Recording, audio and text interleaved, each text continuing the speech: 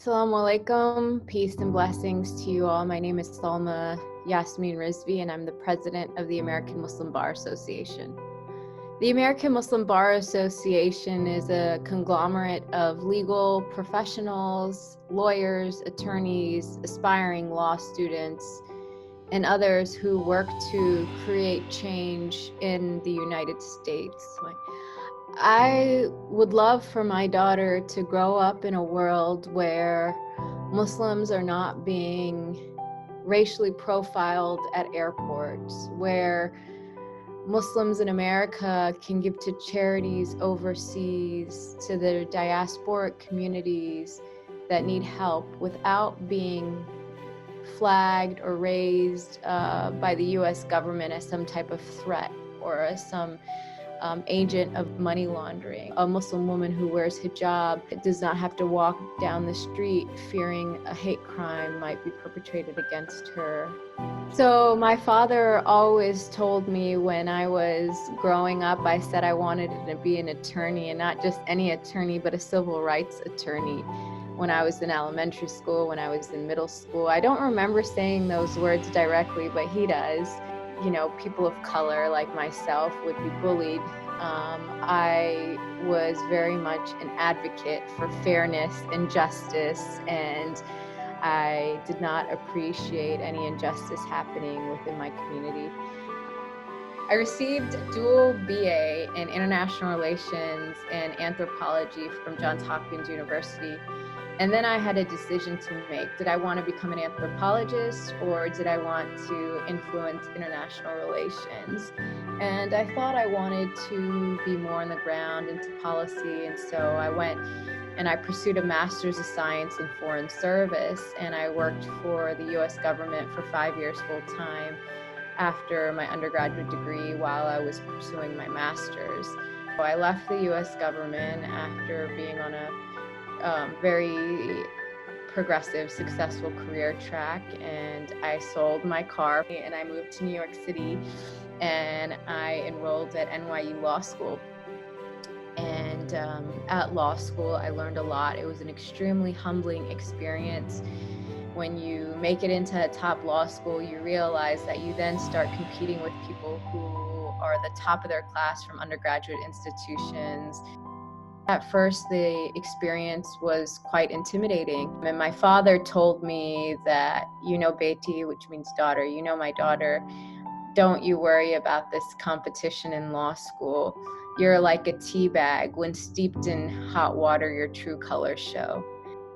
And so I tried, and every semester I progressed, and every semester I was better than the next semester. And then I studied for the bar, and I passed the New York bar exam, and I was so happy in it. And when I was an employee for the US government, I was always looking towards what is happening in the American legal setting. Where are our American lawyers, Muslim lawyers, who are advocating for our rights? And I knew that there was not as much robust advocacy in a post 9/11 era as we needed. And I felt that many organizations that tried to do that advocacy were under attack. And I realized that there was no collective voice or body of Muslim American lawyers saying, this is the agenda that we have signed on to. This is the change or the movement we are trying to create. There are a few national associations of Muslim lawyers, but that's what they are. They're associations, they're networking groups. They're not really groups that are trying to do advocacy work, legislative, political work, legal resource work, really building movement around all the lawyers in the country to help the Muslim population at large. There was no legal, collective Muslim American entity saying, hey, we speak on behalf of hundreds of Muslim American attorneys, and this is where we stand on the issues of Palestine, on issues of Iraq, of issues of, food insecurity in America, of issues of racial injustice, of criminal justice reform. We needed a body to come out and have these statements, which is what we've been doing. And so AMBA essentially has 5 main goals. And so what we've created is a legal resource network where Muslims across America can sign up to provide their pro bono support and their time to people who need it. There is that linking that we're doing. We are matching people in our community with other attorneys within the community to try to get them the legal help that they need. That's one committee. Another committee is our Advocacy Committee.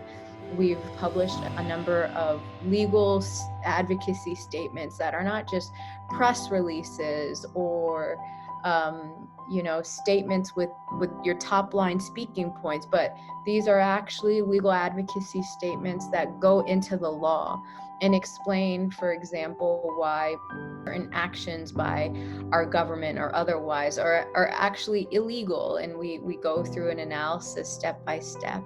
And from that, we are trying to take those advocacy statements, and our newest committee is the Policy Committee, where we're taking those statements and we are handing those statements to members of Congress and creating policy papers that are digestible to really move the needle on these different issues in our country. For example, we just had a political town hall, which over 500 people took this survey in America that we only launched in a short amount of time, asking Muslim Americans what are their viewpoints on the nation's highest priority issues in this upcoming election. And now that we have that survey, we have that data, which is a statistical significance of nearly 1 million Muslims in America, we're going to take that now and turn it into a policy paper and hand it to our government leaders. Another committee of AMBA is our Mentorship Committee.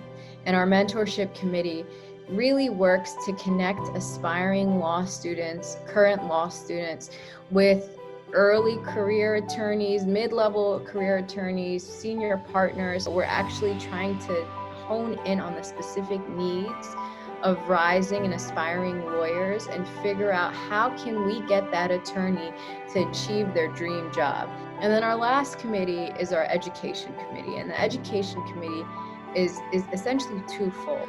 One is to provide American legal education to our community members so that they may know their rights. We are trying to provide Muslims in America this type of legal knowledge that they need in order to be a citizen that feels empowered. Another aspect of the Education Committee is to provide self-education on legal matters regarding fiqh or Islamic jurisprudence. These are essentially our main committees: advocacy, policy, legal resources, education, and mentorship. This, to me, is already success. To me, the fact that legal needs and resources are already being met by this institution that we've built has already signaled to me success. This linking of a network of Muslims in America and attorneys in a way that never existed before. So it's been beautiful to witness. It's been an honor and a pleasure to lead such fearless leaders and to see this movement really grow organically. And I'm very excited on what the future will hold.